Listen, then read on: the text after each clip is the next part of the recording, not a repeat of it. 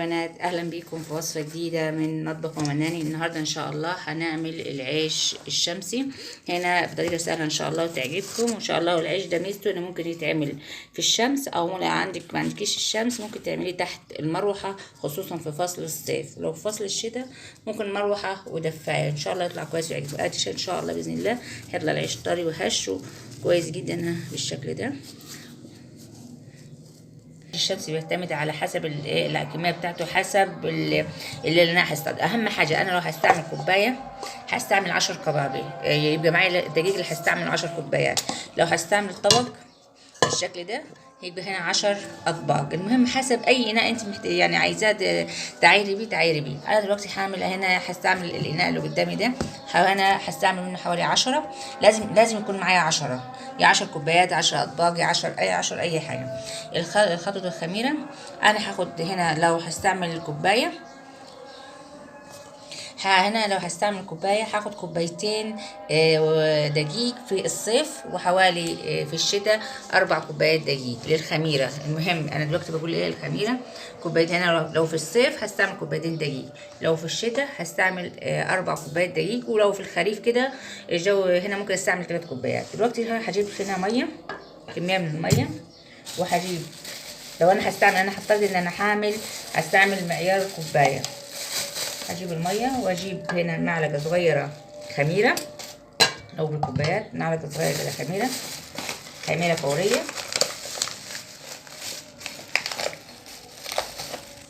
معلقه كده كويسه مليانه خميره فوريه احطها في الميه.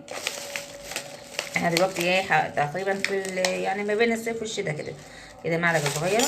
وعندي عيش فينو هنا كان عندي رغيف عيش فينو، عملت عيش فينو طلعت الرغيف يعني ني وشيلته في الفريزر قبل ما يستوي. وده هستعمله، هضيفه على الخميره كده بالشكل ده، بالحجم ده اضيفه عليها، واضيف كوبايتين الدقيق ده على اساس انا ايه في الصيف. ادي كوبايه،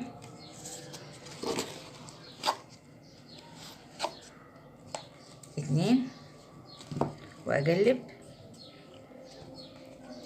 الاقي هنا محتاجه تاني، هقلب تاني، احط كميه. هنا دلوقتي هحط كميه تاني دقيق. المهم الميه تبقى كميتها ايه بالظبط، زي ايه كميه إيه هنا.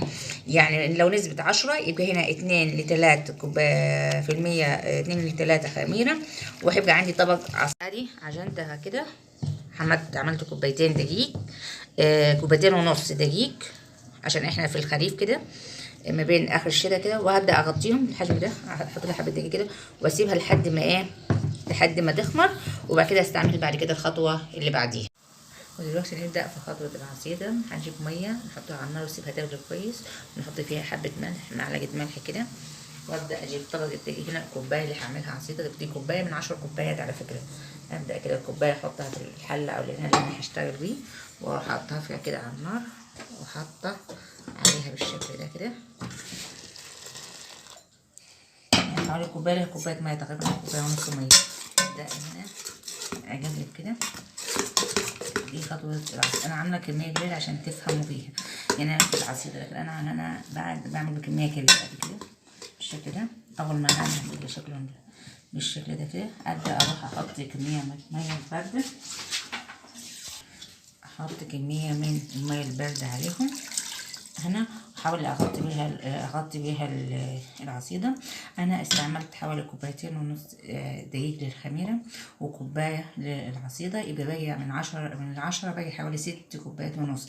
بعد ما دورت شويه كده اضيف ال6 كوبايات ونص، وابدا اعين كويس، وبعد كده اضيف الخميره. ادي شكل العجين اللي انا بعجن فيه كده بالشكل ده. هو احتاج منه ميه، انا حطيت له ميه، هو محتاج شويه ميه تاني، محتاج ميه تاني. ابدا احط ميه،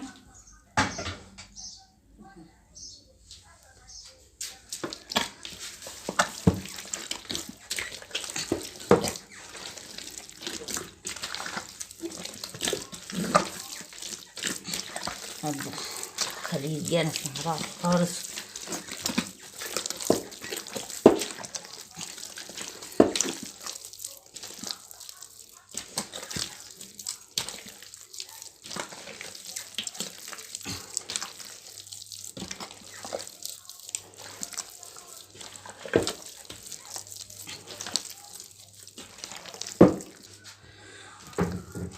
وادي شكل عشان بعجن خلصت كده. باجي اوصل الصوص ده، هبدأ اضيف الخميرة بعد ما خمرت بالشكل ده. ادي شكل الخميرة بعد ما خمرت، هبدأ اضيفها على العجين بتاعي. انا خليته يعني ايه متماسك حاجة بسيطة. رحت ضفت الخميرة وابدأ اعجن الخميرة مع الدقيق اللي انا عملت. كل كمية الخميرة كده رحت اضيفها بالشكل ده.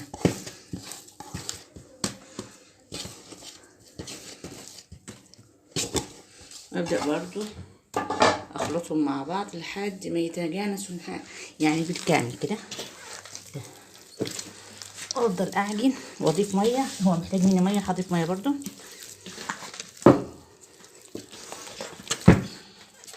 افضل اعجن بس له ميه عشان اقدر ايه اعمله مع بعض. افضل هنا ادعكهم كده مع بعض واقلبهم مع بعض لحد ما يتجانسوا ويوصلوا للقوام اللي انا عايزاه كده بالشكل ده. على كده هم بيشربوا الميه على فكره اللي انا ضايفاها كده. احب الدنيا يبقوا متجانسين.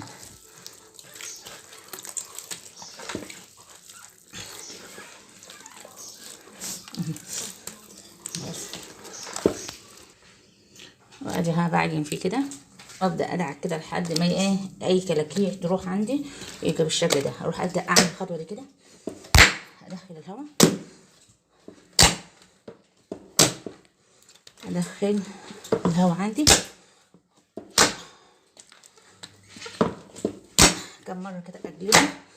شايفين القوام بتاعه وعارف ان العجين مظبوط. امسك هنا ايه قطعه كده واعملها بايدي كده بالشكل ده كده، واعملها كده كده وانزلها بالشكل ده. لو نزلت بالراحه يبقى العجين مظبوط، لو نزلت بسرعه يبقى العجين على شويه دقيق تاني كده كده. همسك حته كده واحطها كده بالراحه، الاقيها بتنزل بالراحه، عارفه ان العجين مظبوط كده. خلاص يبقى العجين بتاعي مظبوط. ابدا ايه هنا مقص او اجيب هنا كرتونه سميكه او اي حاجه عندي سميكه وابدا احط عليها رده، على وشها رده، واجيب طبق فيه كميه من الدقيق واخد جزء من العجين كده وابدا جزء العجين اعمله كده بحيث شكله في ايدي، وابدا اغمسه كده في الدقيق بالشكل ده.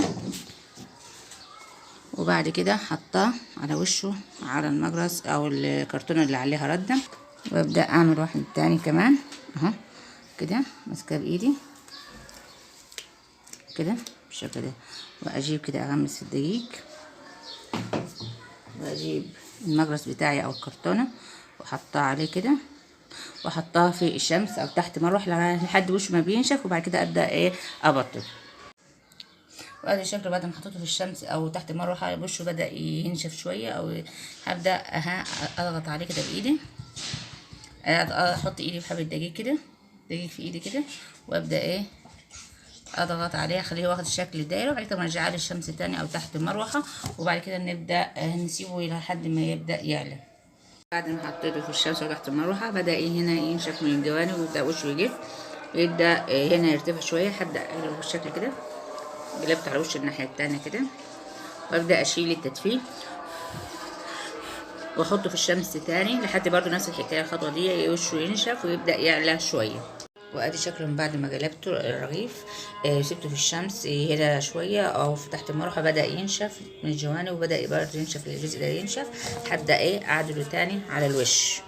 فانا عملت قلبت وبعد كده عدلت واحطه تاني في الشمس برضو نفس الحكايه وشه ينشف ويعلى شويه، وبعد كده ايه قلبه. وادي شكله بعد ما سبته في الشمس هنا يبدا هنا يرتفع شويه ويبدا يعلى. ممكن اسيبه هنا لحد ما يخمر تماما، ما اقلبوش على الوش التاني، بس انا هقلبه على الوش كده واسيبه يعلى. انا ممكن اسيبه على وشه كده لحد ما يخمر ومشججاه وبعد كده ادخله الفرن، بس انا هقلبه كده اخليه ينشف شويه وبعد كده اقلباه تاني واحطه في الفرن بقى. دلوقتي بعد هنا وشه ما نشف ان هقلبها الناحيه التانيه اسيبه لحد ما ينشف وبعد كده ابدا اشججه واديه داخل الفرن على طول. انا ليه بقلب واعدل فيه؟ علشان الوش ينشف وما يلزقش في المقرص او في الكرتونه اللي انا حطاها عليها. هسيبه دلوقتي ينشف لمده دقيقتين 3 تحت المروحه او الشمس وبعد كده ادخله الفرن. وادي شكله بعد ما وشه نشف كده، وهنا علا خالص. هبدا اشكك بيه، يبقى معايا ابره او دبوس طرحه، اي دبوس نضيف طرحه كده، وابدا اشكك فيه كده، وابدا ادخله. وقبل ما ادخل الفرن اضغط عليه ضغطه خفيفه كده. على الفرن لازم تكون حاميه، الفرن لازم تبقى سخنه جدا حوالي 200 درجه مئويه عشان العيش هنا ايه يستوي بسرعه. واول ما يبدا يحمر في وش في الفرن اقلبه الناحيه التانية، وبعد كده هوريهولكم هو في الفرن.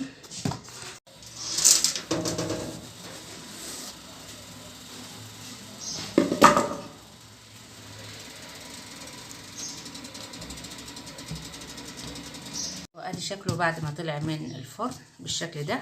عارفه طلع الاقيه خفيف كده، هو طلع من الفرن كده الاقيه هنا خفيف محمر من فوق وهنا حمر من تحت. واسيبه لحد ما يبرد، وبعد كده